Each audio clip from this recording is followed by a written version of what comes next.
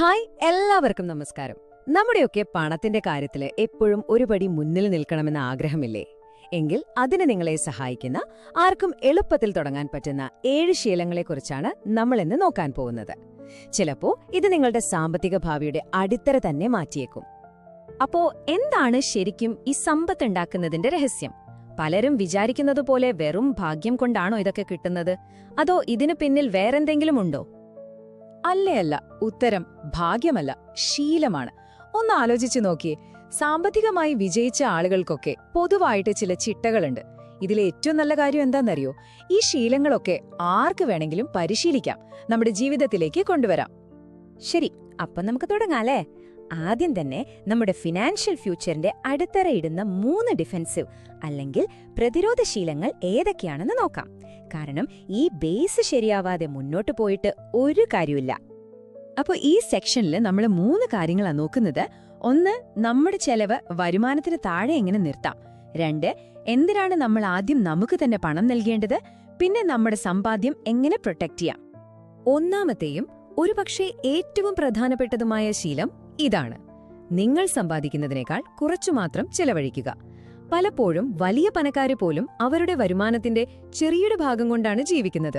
നമ്മുടെ ഫിനാൻഷ്യൽ ഗ്രോത്തിന്റെ ആദ്യത്തെ സ്റ്റെപ്പ് ഇത് തന്നെയാണ്. ഈയൊരു ഡയലോഗ് നിങ്ങൾക്ക് നല്ല പരിചയമുണ്ടാവുമല്ലേ?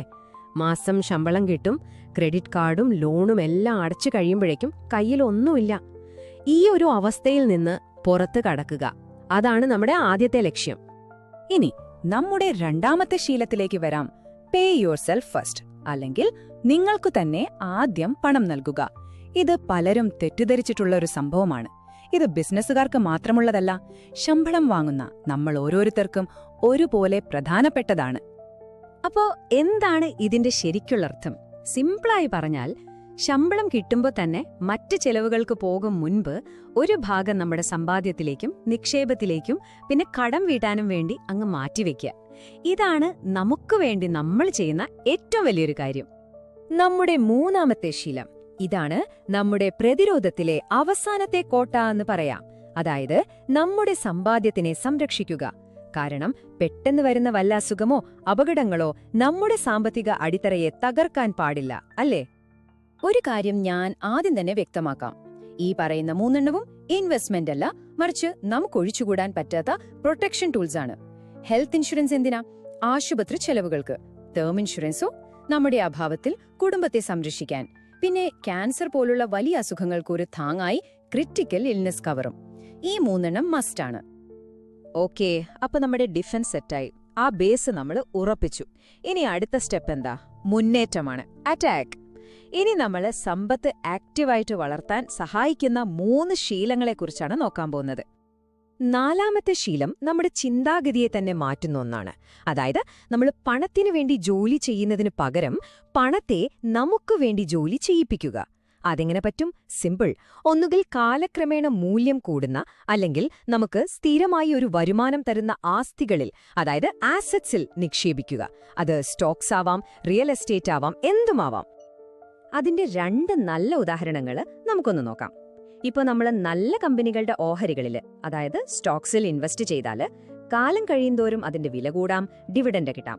ഇനി അതല്ല, ഒരു പ്രോപ്പർട്ടി വാങ്ങി വാടകയ്ക്ക് കൊടുത്താലോ? എല്ലാ മാസവും ഒരു റെഗുലർ ഇൻകം നമുക്ക് ഉറപ്പിക്കാം. 5ാമത്തെ ശീലം കുറച്ച് ദീർഘവീക്ഷണത്തോടെയുള്ള ഒന്നാണ്. അതായത് നമ്മുടെ റിട്ടയർമെന്റ്. നമ്മളെല്ലാവരും എപ്പോഴും ഇങ്ങനെ ജോലി ചെയ്യില്ലല്ലോ. അപ്പോൾ ആ ജോലിയിൽ നിന്ന് വരുമാനം നിൽക്കുന്ന ഒരു കാലത്തേക്ക് വേണ്ടി ഒരു പെൻഷൻ കിട്ടുന്ന രീതിയിലുള്ള നിക്ഷേപങ്ങൾ നേരത്തെ തന്നെ തുടങ്ങണം. അതിന് ഒരുപാട് വഴികളുണ്ട്. നാഷണൽ പെൻഷൻ സ്കീം, അതായത് NPS ഉണ്ട്. മ്യൂച്വൽ ഫണ്ടുകളിലെ SWP അഥവാ സിസ്റ്റമാറ്റിക് വിഡ്രോവൽ പ്ലാനുകളുണ്ട്. അതുപോലെ ഗ്യാരണ്ടീഡ് ഇൻകം പ്ലാനുകളുണ്ട്. ഇതിലേതാണ് നമ്മുടെ സാഹചര്യങ്ങൾക്ക് ചേരുന്നതെന്ന് നോക്കി തിരഞ്ഞെടുക്കുന്നതാണ് ഏറ്റവും പ്രധാനം. ഇനി 6ാമത്തെ ശീലം, ഇത് വളരെ വളരെ സ്ട്രാറ്റജിക് ആയിട്ടുള്ള ഒരു കാര്യമാണ്. എന്താണെന്ന് വെച്ചാൽ, നമ്മുടെ നിക്ഷേപങ്ങൾ പലയിടത്തായി വിഭജിക്കുക. ഇതിനെയാണ് നമ്മൾ ഡൈവേഴ്സിഫിക്കേഷൻ എന്ന് പറയുന്നത്. എന്തിനാണിങ്ങനെ ചെയ്യുന്നത്?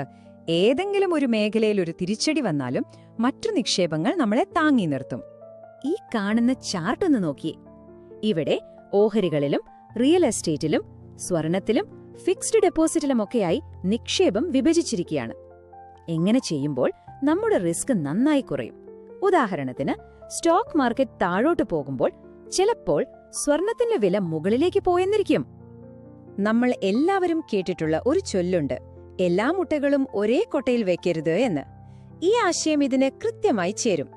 നമ്മുടെ മുഴുവൻ സമ്പാദ്യവും ഒരൊറ്റ ഇൻവെസ്റ്റ്മെന്റിൽ മാത്രം കൊണ്ടുപോയി ഇടരുത്. അപ്പോൾ നമ്മൾ അവസാനത്തെ ശീലത്തിലേക്ക് കടക്കുകയാണ്. ഇത് പക്ഷെ ഒരിക്കലും അവസാനിക്കാത്തൊരു ശീലമാണ്. കാരണം ഫിനാൻഷ്യൽ ഫിറ്റ്നസ് എന്ന് പറയുന്നത് എവിടെയോ എത്തിച്ചേരേണ്ട ഒരു സ്ഥലമല്ല, അതൊരു തുടർ പ്രക്രിയയാണ്, ഒരു ലൈഫ് ലോങ് ജേർണിയാണ്. അങ്ങനെ നമ്മൾ 7ാമത്തെ ശീലത്തിലെത്തി. സംഭവം ഇതാണ്: നമ്മുടെ ഫിനാൻഷ്യൽ പ്ലാനുകൾ ഒരു തവണ ഉണ്ടാക്കിവെച്ച് പിന്നെ മറന്നു കളയരുത്. അതൊരു set it and forget it പരിപാടിയല്ല. കാരണം നമ്മുടെ ജീവിതം മാറുന്നതിനനുസരിച്ച് നമ്മുടെ ആവശ്യങ്ങളും മാറും. അതുകൊണ്ട് റെഗുലറായിട്ട് ഇതൊക്കെ ഒന്ന് എടുത്തു നോക്കി വേണ്ട മാറ്റങ്ങൾ വരുത്തണം. ചിന്തിച്ചു നോക്കൂ, നമുക്കൊരു പുതിയ ജോലി കിട്ടുമ്പോൾ, അല്ലെങ്കിൽ കല്യാണം കഴിക്കുമ്പോൾ, ഒരു കുഞ്ഞ് ജനിക്കുമ്പോൾ, എന്തിന് ഒരു വലിയ ലോൺ അടച്ചു തീരുമ്പോൾ പോലും നമ്മുടെ സാമ്പത്തിക പ്ലാനുകളിൽ ചില മാറ്റങ്ങൾ വരുത്തേണ്ടി വരും. ആ മാറ്റങ്ങൾക്കനുസരിച്ച് നമ്മുടെ ഇൻവെസ്റ്റ്മെന്റ് പ്ലാനും അഡ്ജസ്റ്റ് ചെയ്യണം. അത് വളരെ പ്രധാനമാണ്. അപ്പോൾ നമ്മൾ ഇന്ന് പഠിച്ച 7 ശീലങ്ങൾ നമുക്ക് പെട്ടെന്നൊന്ന് ഒടിച്ചു നോക്കാം. ആദ്യം നമ്മൾ ഡിഫൻസിൽ തുടങ്ങി. വരുമാനത്തേക്കാൾ കുറച്ച് ചെലവഴിച്ചു, നമുക്ക് തന്നെ ആദ്യം പണം കൊടുത്തു, ഇൻഷുറൻസ് വഴി പ്രൊട്ടക്ഷൻ ഉറപ്പാക്കി. പിന്നെ നമ്മൾ അറ്റാക്കിലേക്ക് കടന്നു, ആസ്തികളിൽ നിക്ഷേപിച്ചു, റിട്ടയർമെന്റിനായി പ്ലാൻ ചെയ്തു, ഇൻവെസ്റ്റ്മെന്റ്സ് പലയിടത്തായി വിഭജിച്ചു. അവസാനം ഇതെല്ലാം റെഗുലറായി റിവ്യൂ ചെയ്തുകൊണ്ട് നമ്മുടെ ഫിനാൻഷ്യൽ ഫിറ്റ്നസ് നിലനിർത്താനും പഠിച്ചു. അപ്പോ എനിക്ക് നിങ്ങളോട് ചോദിക്കാനുള്ളത് ഇതാണ്: ഈ 7 ശീലങ്ങളിൽ ഏതൊരെണ്ണമാണ് നിങ്ങളുടെ ജീവിതത്തിൽ ഒരു മാറ്റം കൊണ്ടുവരാൻ വേണ്ടി നിങ്ങൾ ഇന്ന് തന്നെ തുടങ്ങാൻ പോകുന്നത്? ഓർക്കുക, ചെറിയൊരു മാറ്റം മതി, അതുപോലും നിങ്ങളുടെ സാമ്പത്തിക ഭാവിയെ അടിമുടി മാറ്റാൻ ശക്തമാണ്.